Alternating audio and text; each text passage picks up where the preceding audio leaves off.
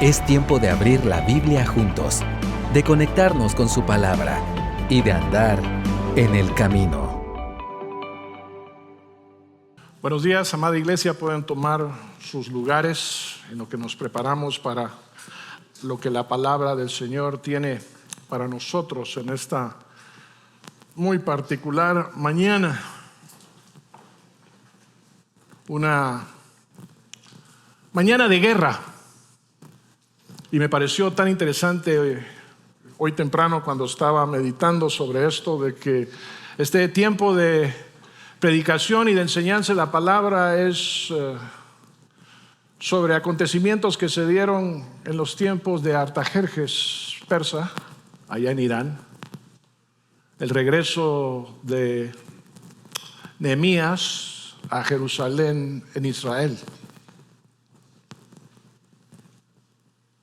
Y parece que pasan los siglos y seguimos en lo mismo.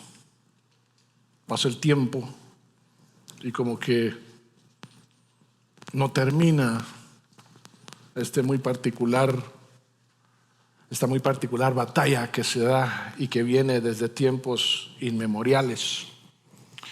Y debo confesarles de que debemos de tomarnos un tiempo en esta mañana para orar por el Medio Oriente. La verdad que sí. La palabra de Dios nos insta a nosotros en Salmo 122, 6 al 9, a orar por la paz de Jerusalén, que sean prosperados los que te aman, haya paz. Y nos dice, dentro de sus muros, prosperidad en tus palacios. Por amor de mis hermanos y de sus amigos diré ahora, sea la paz en ti. Por amor de la casa del Señor nuestro Dios, procuraré tu bien. En Jerusalén hay un ministerio que se llama el Alcance Evangélico de Jerusalén. Lo dirige el pastor Rami Fenemón.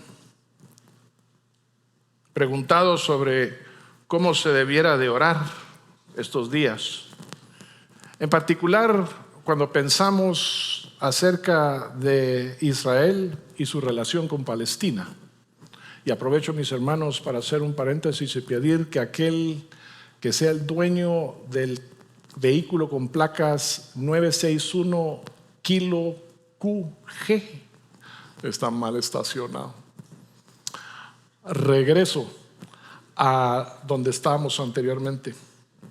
El pastor Fenemón decía, oren en particular por los cristianos en estos lugares. Antes de que iniciara la guerra en Gaza había 1,000 cristianos. De ese millón de gentes había 1,000 cristianos. Hoy no llegan ni siquiera a 600. ¿Qué se hicieron? Realmente no sabemos. Algunos están refugiados en iglesias, otros están arrinconados en la frontera con Egipto. Hacemos lo posible por llegar con alimentos y medicina. Oremos por la paz que regrese a esta tierra. Oremos por la pronta reconstrucción de nuestras casas, que la vida vuelva a ser como antes. Oremos por la presencia continua de los cristianos en Gaza y por cada uno de nosotros aquí. Y dicen nuestros hermanos de Gaza, por favor recuérdennos en sus oraciones. El pastor Rami Jerjes, otro pastor allá de Medio Oriente en Siria, él lidera las iglesias bautistas en aquel lugar. Y un pastor de nombre Emil, no quiso dar su apellido, lidera las iglesias pentecostales en aquel lugar.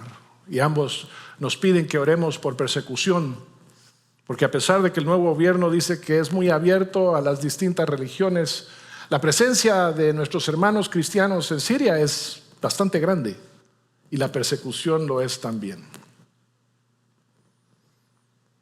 Hay más de 5 millones de refugiados del Sudán en Egipto. Y el pastor Maher Fuad pide que por favor no nos olvidemos de ellos en este tiempo. Y pensaba en esto particular porque la guerra está tan lejos, ¿no? Está tan lejos. Pero para algunos de nosotros no. Algunos de nosotros tenemos amigos, conocidos, inclusive tenemos familia por esa parte del mundo. No sé si ustedes sabían, pero mi consuegro es de Irán, aunque vive en Estados Unidos. Mi yerno, su padre es iraní. Ellos vienen de la provincia de Khorasan. La consuegra de mi hermana es iraní. Es esposa de pastor. Él ya falleció. Y ellos tienen un ministerio muy fuerte con cristianos en Irán, Turquía y Chipre. La esposa de mi sobrino, Marcos, viene de Irán también. Y cuando nos pusimos en contacto con un amigo, pastor allá en Irán, esta semana, y le pedimos que nos enviara una nota de por qué debíamos de orar, nos contesta lo siguiente: hola hermano, gracias por acompañarnos en oración. Anoche y esta mañana hubo intensos bombardeos. No pudimos dormir en absoluto. Desde ayer por la noche, Teherán ha estado bajo intensos ataques. Uno de los ataques impactó el edificio de la Radiodifusión Nacional, que creo que muchos de nosotros lo vimos en las noticias, que está muy cerca de nosotros. Nuestra casa se sacudió violentamente y los niños estaban aterrorizados. Pero por la gracia de Dios y bajo su divina protección, ninguno de nosotros resultó herido, ni un solo cabello en nuestras cabezas fue tocado. Damos toda la gloria al Señor por preservar a nuestra familia durante la tormenta. Por favor, sigan orando para que el Señor nos guíe con claridad y nos abra un camino, para que nos proporcione un camino seguro para salir pronto de esta situación. Nos aferramos a Él con todas nuestras fuerzas. Así que, ¿por qué no nos ponemos de pie en estos momentos y oramos por el Medio Oriente? Amado Padre Celestial, te damos infinitas gracias, Señor, por tu grandeza, por tu majestad, por tu poder, por tu sabiduría.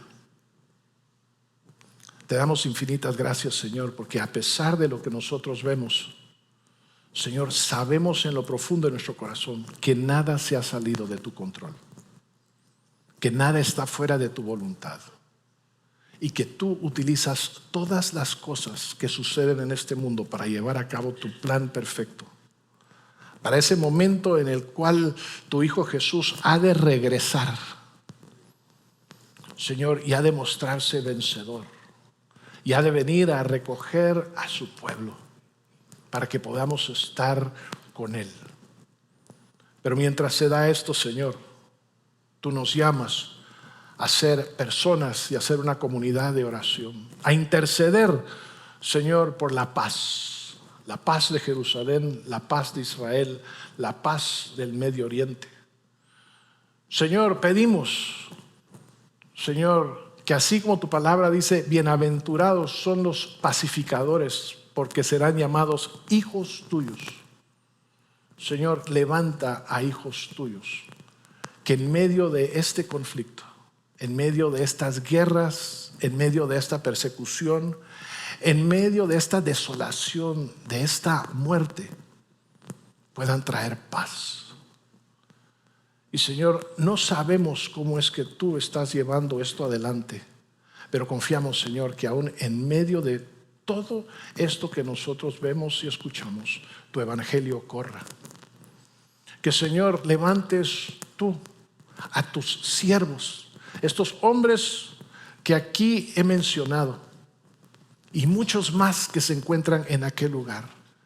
Y, Señor, que nos podamos unir nosotros en oración por ellos, Padre Santo, para que el ministerio que ellos llevan adelante tenga su fruto abundante, fruto, Señor, que sobrepasa las expectativas de cualquiera de nosotros, inclusive de ellos. Sea conocido tu nombre, oh Dios Todopoderoso, en toda la tierra y en aquellos lugares.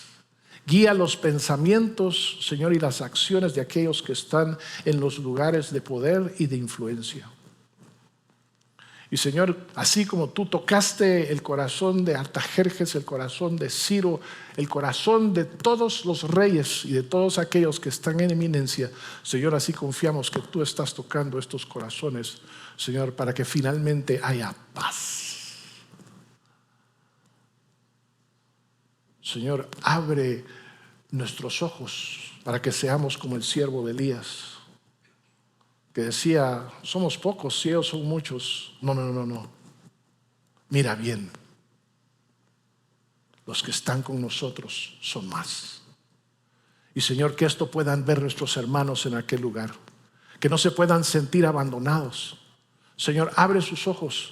Señor, toca sus corazones para que sepan ellos y estén absolutamente conscientes, Señor, que alrededor del mundo está este pueblo, está esta iglesia, están estos hermanos y hermanas que nos levantamos en este tiempo, Señor, y no nos olvidamos de ellos, sino los ponemos delante de tu presencia. Y te damos gracias por tu Hijo Jesús, quien es nuestra paz y quien trajo paz entre nosotros contigo, quien ahora reina, está a tu diestra y gobierna con poder y autoridad. En su nombre oramos. Y el pueblo de Dios dice, amén. Siéntense, amados hermanos. Estas son predicaciones que nos llevan a pensar en muros, ¿no es cierto? En paredes, en murallas, en estas estructuras que vienen y rodean ciudades, palacios.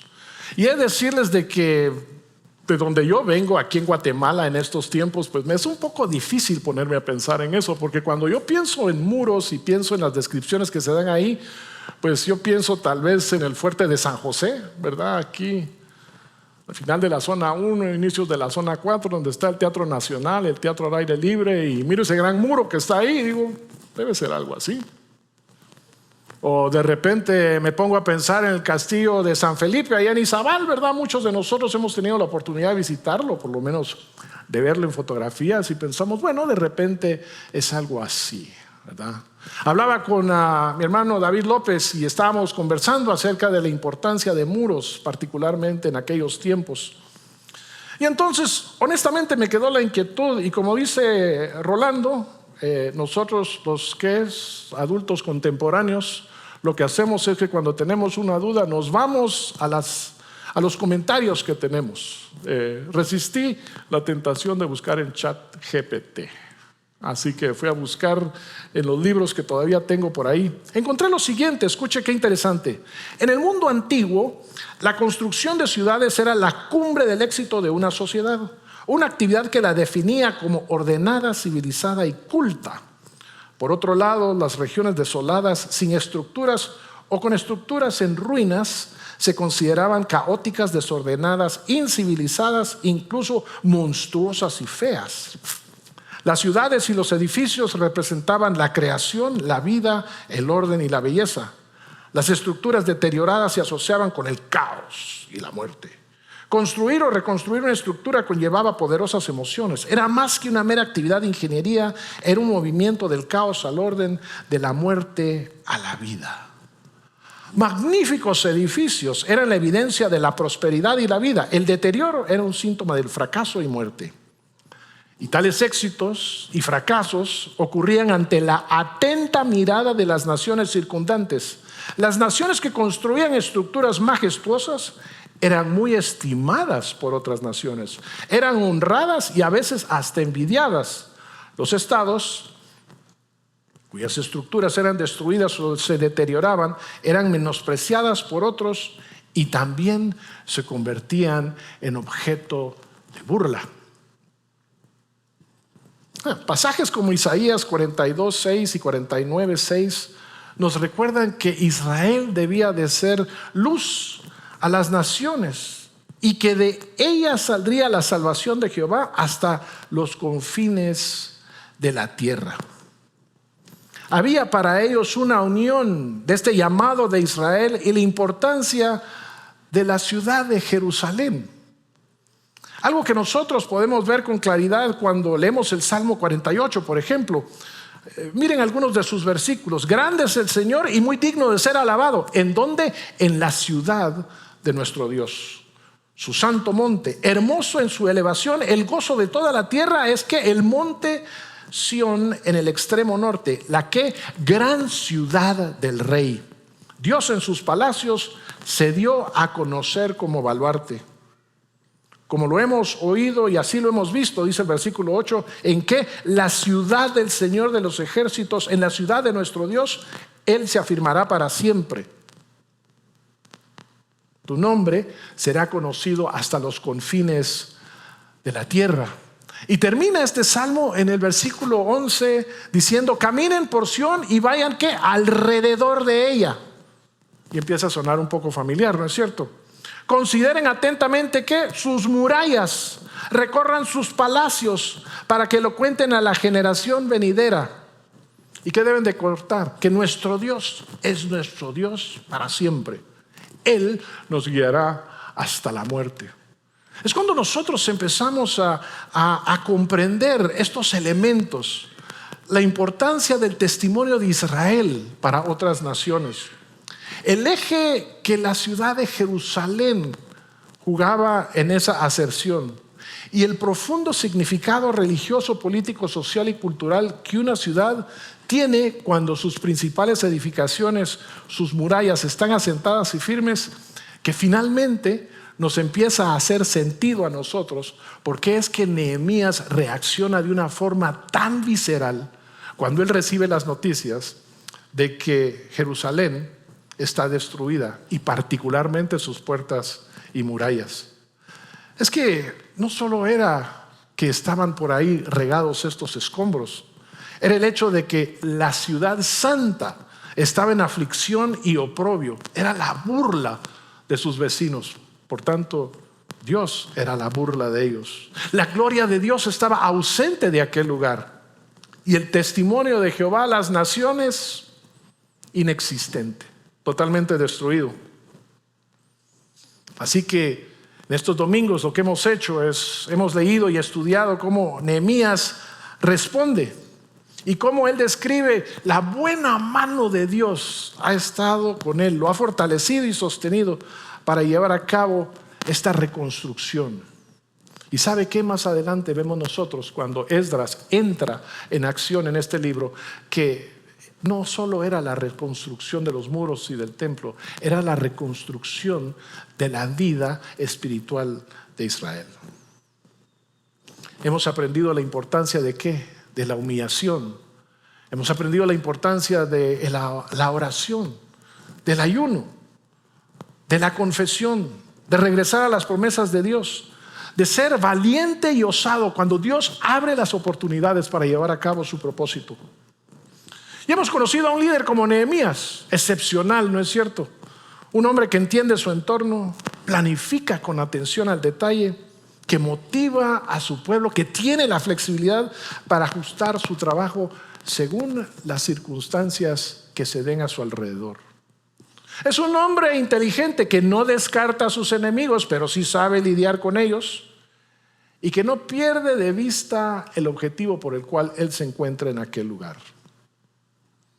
Cuando nosotros llegamos al capítulo 5, es realmente aleccionador de que nos damos cuenta de que no fue un problema externo el que llevó a parar la construcción del templo, digo de las murallas, sino fue un problema interno. En los capítulos 3 y 4 de Nehemías, nosotros vemos ahí el listado de todas las personas que participaron en la reconstrucción de los muros y aquellos que no. Y adicionalmente se nos hace también dar a conocer los enemigos que estaban en contra de esto, aquellos que generaban ese problema externo. Y vaya usted a ver que a pesar de todos los esfuerzos que hicieron los enemigos de Israel, no lograron ellos parar el trabajo que se estaba llevando a cabo. Ahora yo pienso que si el libro de Nehemías se quedara ahí en el capítulo 4, pues nosotros llegaríamos a la conclusión de que pues habiendo atendido y habiendo vencido a los enemigos y poniéndose ellos a trabajar con una mano llevando la construcción y con la otra la defensa, pues uno diría seguro que ese muro se terminó de construir. Pero es ahí que el capítulo 5 nos dice que eso no fue así. Había un enemigo interno que había que atender para que esta obra se pudiera llevar a cabo. ¿Y cuál era ese enemigo interno? Ese enemigo interno se le conoce como la avaricia. Esta avaricia se manifestó de una manera tan desgarradora de veras cuando nosotros empezamos a estudiar este capítulo el domingo pasado, aplicada por los mismos judíos hacia sus propios hermanos, de tal manera que Nehemías se les queda viendo a ellos y les dice: nosotros hicimos todo lo posible para pagar el rescate de nuestros hermanos ante los otros, ante los enemigos, y ustedes que son sus hermanos, nosotros que somos sus hermanos, nosotros que los sacamos de esclavitud, nosotros los ponemos en esclavitud. ¿Qué tipo de gente somos? Es la pregunta que él les está haciendo. Ustedes prestan con gravamen imposible de cumplir. Ustedes cobran sin posibilidad de rescate. No se dan cuenta, están incrementando el oprobio, la vergüenza del pueblo de Israel ante las naciones vecinas. ¿Qué tal ese nivel de avaricia? Bueno, nuestro hermano Rolando compartió con nosotros cómo fue que Nehemías respondió a esta situación y las lecciones que de ahí derivamos, especialmente la imperiosa necesidad de ser justos en nuestras relaciones de dependencia económica y disciplinados en el manejo de nuestras finanzas. Pero pasamos al final de este capítulo, los versículos 14 al 19, y ahí se nos abre la puerta para que nosotros podamos conocer un poco mejor a Nehemías, un Nehemías en la intimidad de su conciencia. Un Nehemías que nos da a nosotros el antídoto contra la avaricia. Y yo sé que uno viene y pues hay ciertas palabras, ¿verdad?, que uno utiliza aquí cuando está al frente y pues de alguna manera causan como que un poco de complicaciones. Dice: avaro, yo, hombre, no nos vayamos por ese lado, hermano. Hay otras formas de describir esto, pero aquí es donde uno se pone a pensar que de repente debería de ponerle un poco más de atención a la palabra del Señor, porque siendo nosotros humanos, nosotros vivimos en un mundo imperfecto todavía. Y es esta palabra la que nos puede ayudar a nosotros a liberarnos de nuestra inconspicua inclinación a la avaricia, a este llamado de atención que Él nos está dando en este momento. Así que Nehemías abre la puerta. Dice: bienvenidos a mi casa, escuchen lo que yo tengo que decirles. Además, versículo 14, capítulo 5, desde el día en que el rey me mandó que fuera gobernador de la tierra de Judá, desde el año 20 hasta el año 32 del rey Artajerjes, 12 años, ni yo ni mis hermanos hemos comido del pan del gobernador, pues los gobernadores anteriores que me precedieron gravaban al pueblo y tomaban de ellos 40 siclos de plata, y además del pan y del vino. También sus sirvientes oprimían al pueblo. Qué bonito. Pero ahí dice Nehemías: pero yo no hice así. ¿Por qué? A causa del temor de Dios. También agrega después: yo me dediqué a la obra en esta muralla y no compramos ningún terreno. Todos mis siervos estaban reunidos ahí para la obra. Había a mi mesa 150 judíos y oficiales, sin contar los que vinieron a nosotros de las naciones que nos rodeaban. Lo que se preparaba para cada día era, escuche usted bien, un buey, no cualquier oveja, sino 6 ovejas escogidas. Eran preparadas aves para mí cada día. Cada 10 días se proveía una abundancia de toda clase de vino. Y con todo esto no reclamé el pan del gobernador, porque la servidumbre era pesada sobre este pueblo. Acuérdate de mí, Dios mío, para bien, conforme a todo lo que he hecho por este pueblo. Este pasaje nos muestra a nosotros, a través del testimonio íntimo de Nehemías, que el antídoto contra la avaricia tiene 3 componentes. Número 1, el temor de Dios. Número 2, la mayordomía que Dios espera. Y número 3, el reconocimiento de Dios. Así que empecemos por aquello que honestamente es lo más fundamental: el temor de Dios, el temor de Jehová. Esta actitud de reverencia y asombro que nosotros debemos de tener ante la persona de Dios, que se manifieste en la fidelidad y obediencia a sus mandamientos. El principio de la sabiduría: odiar y apartarse del mal. Tal vez la mejor descripción que nosotros podemos encontrar se encuentra allá en Deuteronomio 10, versículos 12 al 13. Escuche: y ahora, Israel, ¿qué requiere de ti el Señor tu Dios? Sino que temas al Señor tu Dios. ¿Y eso cómo se hace? Que andes en todos sus caminos, que lo ames y que sirvas al Señor tu Dios con todo tu corazón y con toda tu alma. Y que guardes los mandamientos del Señor y sus estatutos que yo te ordeno hoy para tu bien. Y decirles una cosa: si uno mira el libro de Nehemías y escucha las interacciones que él tiene, uno se da cuenta que él sí tiene temor de Dios. Cuando recibe las malas noticias, ahí en Nehemías capítulo 1, ¿qué es lo que hace? Él ayuna y ora delante de ¿quién? Delante de Dios. Más adelante, en el capítulo 2, versículo 4, el rey le pregunta: Nehemías, ¿qué quieres?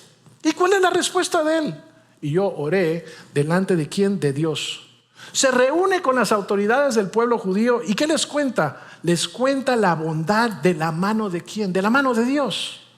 Ante la burla de los enemigos declara: ¿quién? El Dios de los cielos nos dará el éxito. Y cuando este escarnio se incrementa, él dice: ¿qué? Dios, sé tú el que nos rescatas. Cuando el pueblo necesitó ánimo, ahí en el capítulo 4, versículo 14, ¿qué hizo él? Instó a su pueblo ¿a qué? A acordarse de Dios, Señor grande y temible. Él reconoció que fue Dios quien desbarató los planes de sus adversarios, que sería Dios quien pelearía por ellos. Cuando confronta a los usureros de su nación, ¿qué les dice? Les dice: ¿no tienen ustedes temor de Dios? Al confirmar la promesa de restauración de estos usureros ante los sacerdotes, ¿cuál es su reclamo? Su reclamo es ante Dios. Toma sus vestidos y dice: así sacuda ¿a quién? No Nehemías, así sacuda a Dios a ustedes si no cumplen con lo que han prometido aquí. Y entonces, en el 5:13, cuando el pueblo recibe el beneficio de lo que de lo que Nehemías ha hablado en nombre de Dios, ¿qué hacen ellos? Alabar a Dios.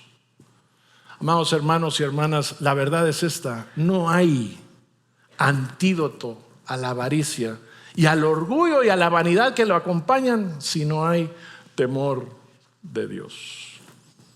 ¿Sabe? Hace algunos años yo participaba en un ministerio que trabajaba en procurar que el evangelio pudiera ser llevado a los lugares un poco más oscuros de este mundo. Y nos encontramos nosotros dando una serie de talleres. Y cuando llegó el momento de la evaluación, yo escuché a lo que estaban comentando en esta evaluación. Y hablaban acerca de mi persona y hablaban acerca de la instrucción que yo había impartido en aquel lugar y mi participación en ella. Al final de estos comentarios, pues yo lo que hice fue sencillamente responderles: muchas gracias. Pero debo confesarles una cosa: ese muchas gracias estaba así infladito, ¿verdad?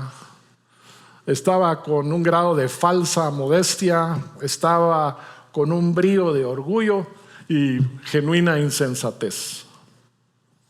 Cuando llegó el momento del coffee break, el director del ministerio, amado maestro y mentor que ya está en la presencia del Señor, se me acercó y sin gastar muchas palabras, él me vio directamente, así como se lo estoy señalando, me vio a mis 2 metritos, me vio directamente a los ojos y me dijo lo siguiente: la respuesta correcta a todo lo que hacemos aquí, sea bueno o digno de mejora, es primero gloria a Dios y mucho después muchas gracias, nada más.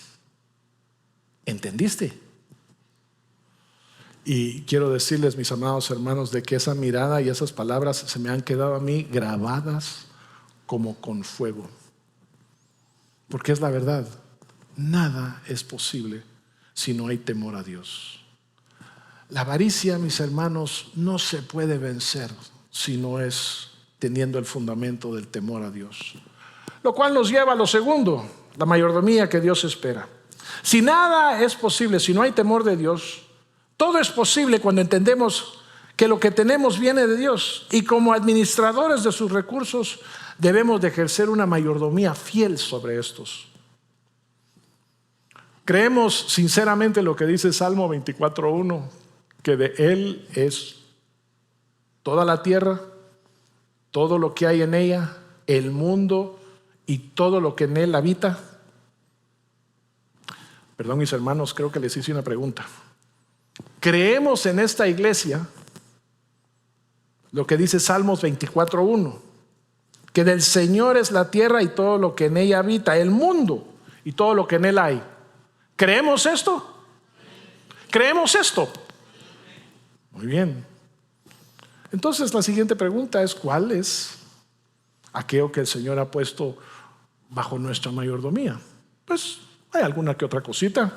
Vamos a Deuteronomio 8, Primera Crónicas 29 o Proverbios 3, y nos habla acerca de los bienes materiales y las finanzas que Él ha puesto bajo nuestro control.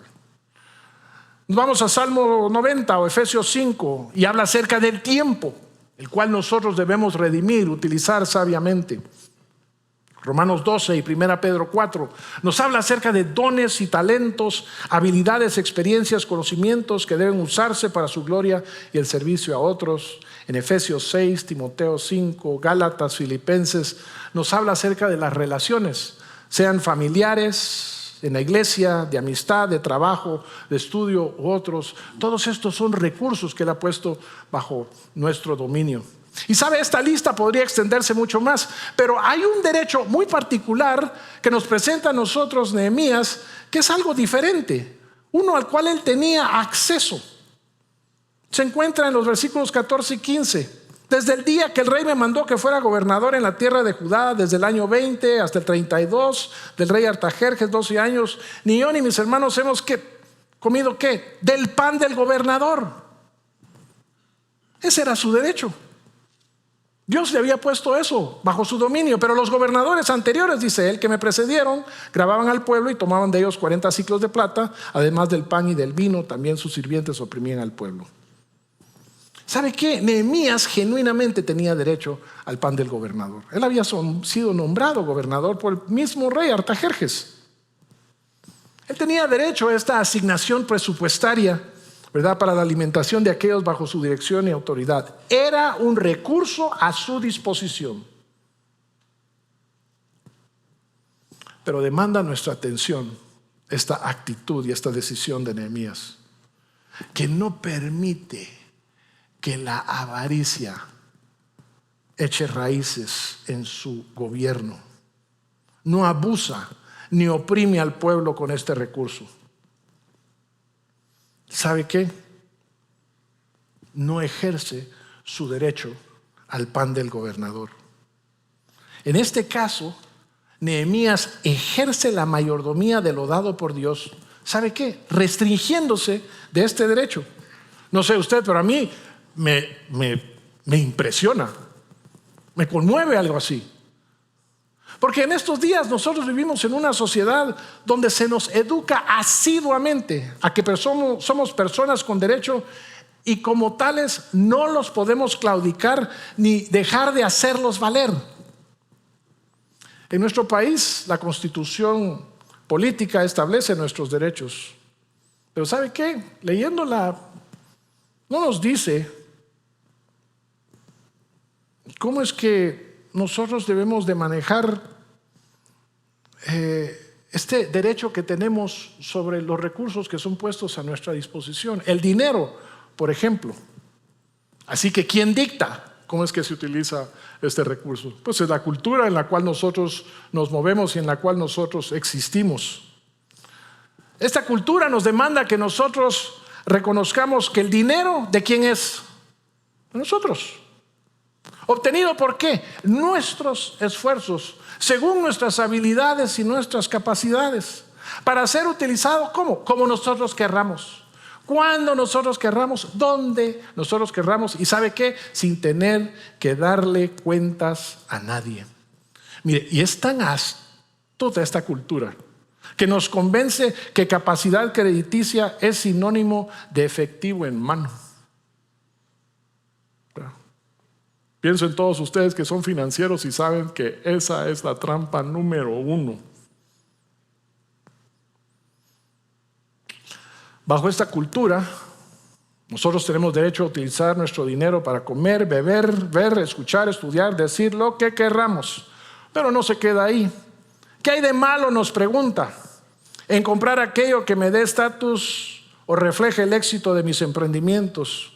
¿Hay algún problema en invertir en experiencias que me proporcionen satisfacción y felicidad?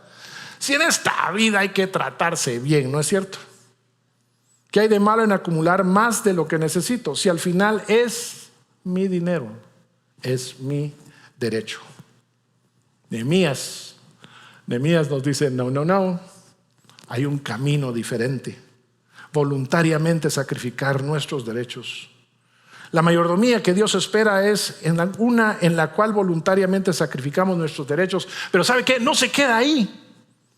Es una en la cual sacrificamos nuestros derechos, ¿qué? Para el bien de los demás, sirviéndoles con desprendimiento y generosidad. Por eso es que Nehemías viene y les dice en el 5, 16, 18, también yo me dediqué a la obra de esta muralla. No compramos ningún terreno. Todos mis siervos estaban reunidos ahí para la obra. En mi mesa había 150 judíos y más, ¿verdad? Y adicionalmente a eso yo les servía y les servía bien. Y les voy a contar que también les servía. Ellos a mi mesa querían estar porque aquí se come lo mejor. Todos los días hay un buey y todos los días hay 6 ovejitas, pero no cualquier ovejita, ovejita escogida. Y vénganse cada 10 días que aquí el vino está espectacular. Y en todo esto yo no reclamé el pan del gobernador, porque la servidumbre pesaba sobre este pueblo. Nehemías nos sorprende, porque no solo predica con la palabra, predica con el ejemplo. Sacrificaba sus derechos. ¿Y qué ponía al servicio de los demás? Recursos, liderazgo, experiencia, conocimiento, energía, dinero, su personal, todo al servicio del pueblo y de la obra que habían sido llamados a completar.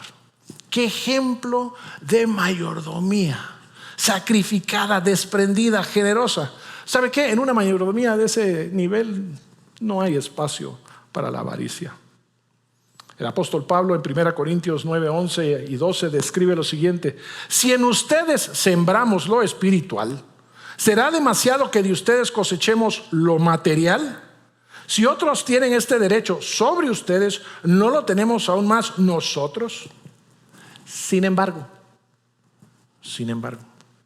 no hemos usado este derecho, sino que sufrimos todo para no causar estorbo al evangelio de Cristo. Yo tenía derecho, dice Pablo, a esa manutención por el servicio que yo les he dado a ustedes, pero no he usado ese derecho porque no quiero causar estorbo, porque este servicio es lo mejor que yo puedo darles a ustedes. ¿Y qué es lo mejor? El evangelio de Cristo. No quiero que la proclamación del evangelio de Cristo tenga estorbo alguno. Y si eso significa sacrificar este derecho, con gusto lo hago. Y eso nos da a nosotros la razón de nuestra mayordomía el día de hoy: el evangelio de Cristo. Amados hermanos, está corriendo el evangelio de Cristo en nuestras familias. Si no es así, debiésemos de estar cuestionando nuestra mayordomía. Existe el sacrificio y el servicio desinteresado y generoso por el bienestar de otros miembros de la familia. Esposo, ¿qué estás sacrificando por tu esposa y por tus hijos? Esposa, ¿qué estás haciendo tú en términos del respeto que tu esposo merece y la crianza que tus hijos también se les debe? ¿Corre el evangelio en el lugar de estudio el día de hoy?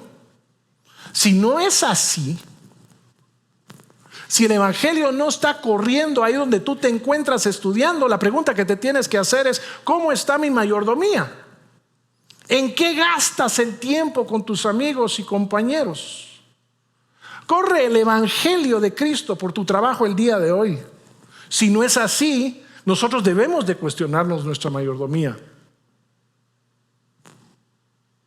Se nos conoce a nosotros como genuinamente cristianos, hombres y mujeres de sacrificio, hombres de amor, personas que están disponibles cuando en aquel lugar se llegan a dar problemas, cuando la gente anda buscando una respuesta. Saben que contigo pueden encontrar una que realmente es trascendental. Corre el evangelio, sí o no, en tu lugar de trabajo. Corre el evangelio en nuestra nación hoy.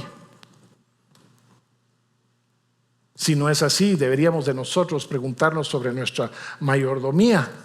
¿Qué derechos hemos sacrificado por el bienestar de nuestra gente?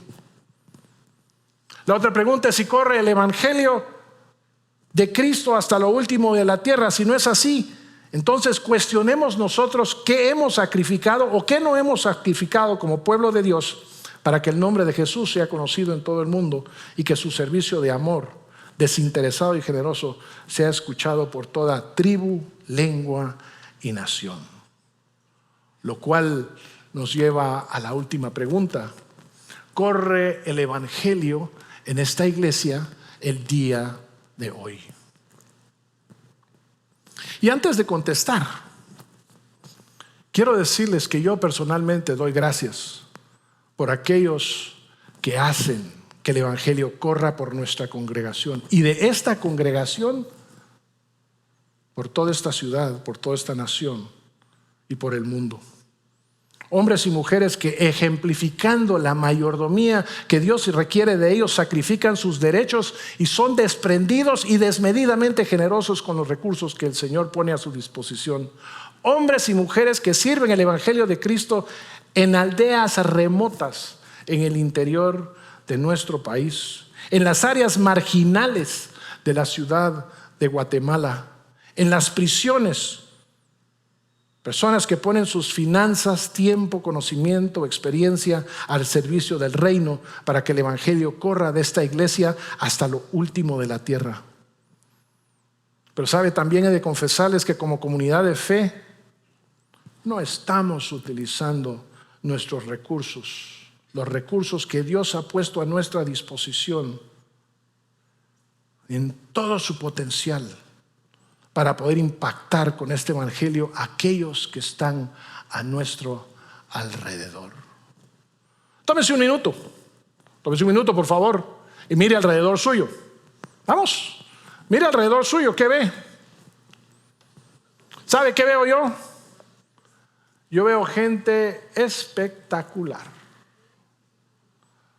Yo veo que tenemos expertos en todo lo necesario para que las buenas noticias del evangelio lleguen a los que más lo necesitan en nuestro medio y más allá de nuestras fronteras. Hay apóstoles, pues uno está paradito aquí en el sentido misionero de la palabra, ¿verdad? Hay profetas, aquellos que nos confrontan con la palabra de Dios. Hay pastores, maestros, evangelistas, y no solo eso. Mis hermanos, yo miro empresarios, miro empresarias, miro estrategas, mercadólogos, especialistas en el mundo de la comunicación digital, comunicadores, periodistas, abogados, notarios, médicos, músicos, educadores. Miro finqueros, miro chefs, administradoras de hogar, amas de casa, que son un lujo de la administración de recursos. Miro personas con habilidades técnicas y manuales, verdaderos maestros de su oficio. Y pienso, ¿cuánta gente? ¿Qué capacidad de creación? ¿Cuántos recursos? ¿Cuánto conocimiento? ¿Cuánta experiencia? ¿Cuánta capacidad de gestión hay entre nosotros? Y ahora, mis hermanos, les invito a que miren allá afuera. Miren lo que está alrededor nuestro. Y particularmente miren esta multiplicación de edificios que hay en la ciudad capital y particularmente en nuestras zonas aledañas. Es que es una plaga de concreto lo que nosotros estamos experimentando hoy en día. No terminan de construir, no terminan de vender y no terminan de llenarse. ¿Y sabe de qué están llenos? de gente que tiene una profunda necesidad de Cristo. Familias que viven asediadas por problemas relacionales económicos. Familias cuyos muros están destruidos, hermanos, donde no se encuentra un ladrillo de pureza, no se encuentra uno de prudencia, de valentía moral o de dominio propio.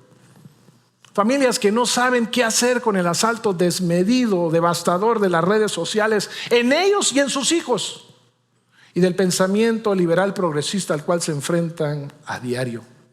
¿Sabe usted? Hace unas semanas estuve en la oficina de unos abogados y hablaba con una de las personas que ahí estaban sentadas y le pregunto: mire, este año ¿cómo les está yendo? Pues desafortunadamente, me dice, nos está yendo muy bien. Yo le pregunto: desafortunadamente, ¿por qué? Porque mire, estamos nosotros llenos de casos de divorcio. Es una plaga esto que estamos viviendo nosotros hoy en día. Cualquier cosita que cause un traspié, por cualquier motivo, por insignificante que parezca, aquí están con nosotros solicitando el divorcio, sin entender el impacto que esto va a tener en sus vidas. Olvídese de lo económico, de lo relacional, de los hijos, de la destrucción que esto está teniendo con los hijos. Mis hermanos, esta iglesia ha sido abundantemente, escúcheme bien, abundantemente bendecida por Dios con recursos para que la gloria de Dios corra de nuestro alrededor, en las salas del bendito evangelio, desde aquí, hermanos, hasta allá, los edificios que están de aquel lado, que están de aquel lado, que están para allá y que están para el lado sur también. Nosotros hemos sido bendecidos, Señor, para que este evangelio corra hasta allá. Pero ¿por qué no? Permítame darles una apreciación. Es que nuestra mayordomía está adormecida, hermanos. ¿Sabe qué? Descansa plácidamente en creer que ya hemos realizado suficientes sacrificios y que nuestro desprendimiento y generosidad actual es más que adecuado. Cuidado, hermanos. Ese es el terreno fértil para que estas pequeñas raíces de avaricia empiecen a colarse y a tomar un lugar que no les corresponde. El ejemplo de la mayordomía de Nehemías hace sonar una alarma que debe despertar nuestra conciencia. El ejemplo de Pablo en las palabras que escribe a los Corintios lo que hace es sube de intensidad este aviso. Pero el ejemplo que nos da a nosotros Jesús derriba toda excusa a no vivir una vida de derechos sacrificados y servicio desprendido y desmedidamente generoso. Escuche lo que dice Filipenses 2, versículo 5. Haya pues en ustedes esta actitud que hubo también en Cristo Jesús, el cual, aunque existía en forma de Dios, no consideró el ser igual a Dios como algo a que aferrarse, sino que se despojó a sí mismo, tomando forma de siervo, haciéndose semejante a los hombres, y hallándose en forma de hombre, se humilló él mismo, haciéndose obediente hasta la muerte y muerte de cruz. Si Cristo estuvo dispuesto a sacrificar sus derechos y generosamente servir su evangelio en carne propia para perdonar nuestros pecados y darnos vida eterna, ¿qué impide? Realmente, hermanos, ¿qué impide que nosotros actuemos de la misma manera? El antídoto de la avaricia es el temor a Dios. El antídoto de la avaricia es la mayordomía que Dios espera.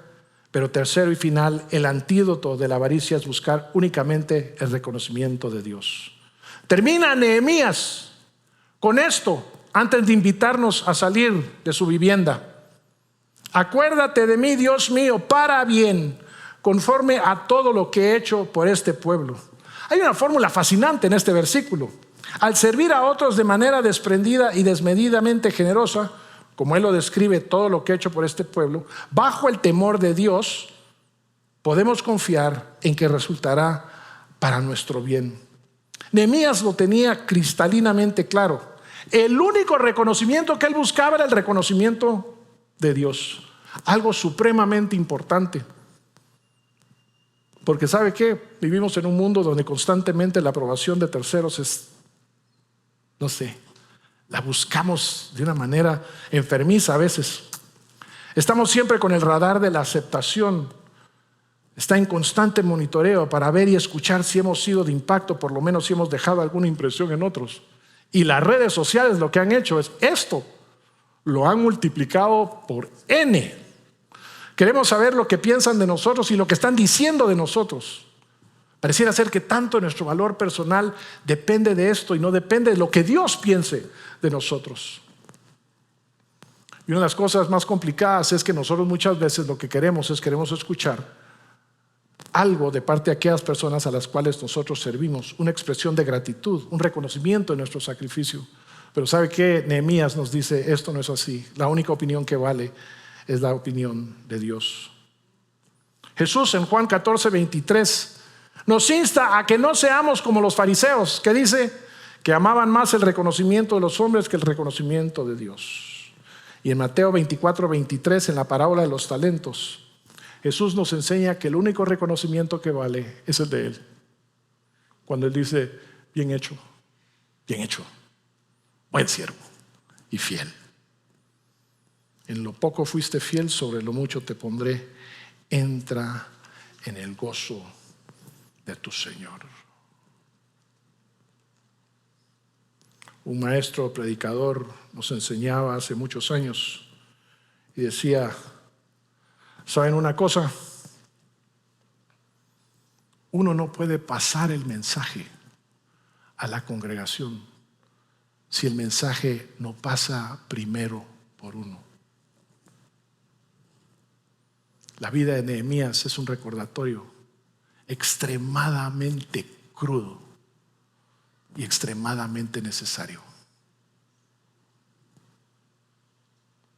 Debemos de ponernos a cuentas con Él, todos. No importa si tienes mucho, no importa si tienes poco. La avaricia, ¿sabes qué? Esa no tiene problemas con la cantidad, porque lo que busca es hacer pedazos tu santidad. Así que en esta mañana vamos a tomar nuestros recursos y nos vamos a poner a cuentas con Dios. Y si este mensaje, palabra de Dios, de alguna manera te ha tocado, de alguna manera te ha llamado a la reflexión y te ha llamado a poner en orden tu mayordomía, ponte de pie, pero ponte de pie con esto en la mano. Ponte de pie con esto en la mano para que juntos nos podamos presentar delante de Él y ponernos a cuentas con Él en el temor a Él, la mayordomía que Él espera de nosotros, sabiendo que el único reconocimiento que cuenta es el reconocimiento que Él nos puede dar. Oremos.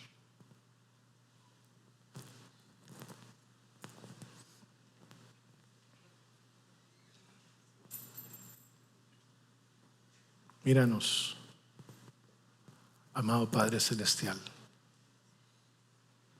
Pon tus ojos sobre nosotros, tu pueblo, Centro Bíblico El Camino.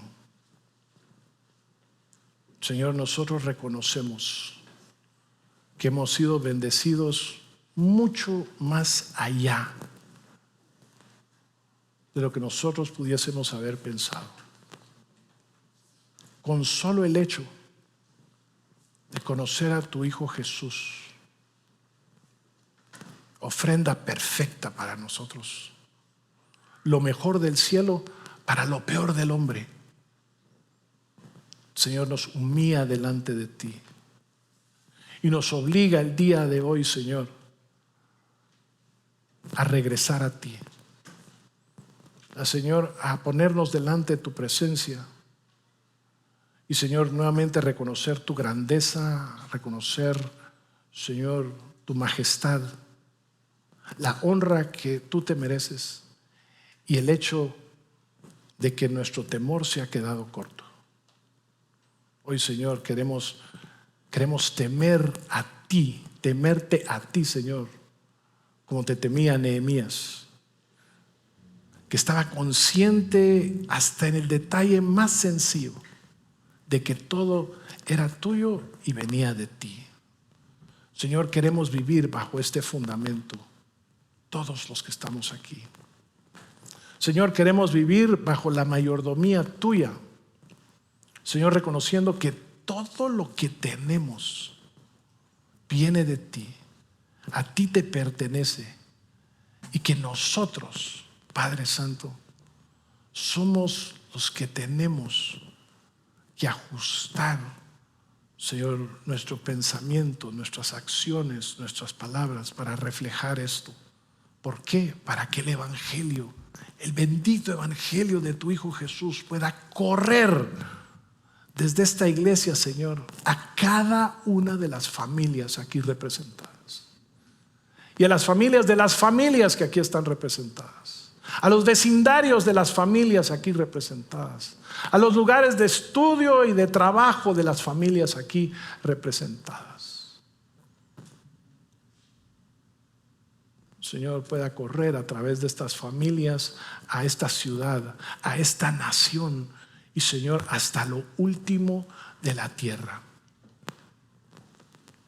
Señor, trastórnanos de tal manera que nuestro gozo, que nuestra alegría, que nuestra satisfacción sea ver cómo nos utilizas, Padre Santo, para que aquellos que están alrededor y están perdidos, Señor, que están en conflicto y están, Señor, sin ideas claras de cómo resolver la vida, puedan ser afectados por el bendito Evangelio tuyo.